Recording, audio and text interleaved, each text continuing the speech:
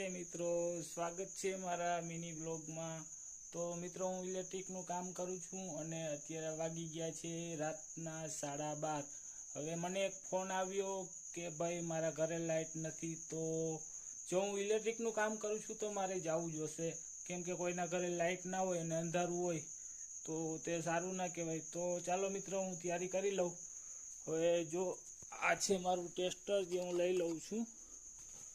હવે બીજું એક હા મારું પાકીટ પણ લઈ લઉં, પાકીટ લઈ લઉં છું મારું। હા હવે ચાલો મિત્રો આપણે લાઈટ ચાલુ કરી લઈએ। હવે આપણે પકડ ગોતવાનું છે।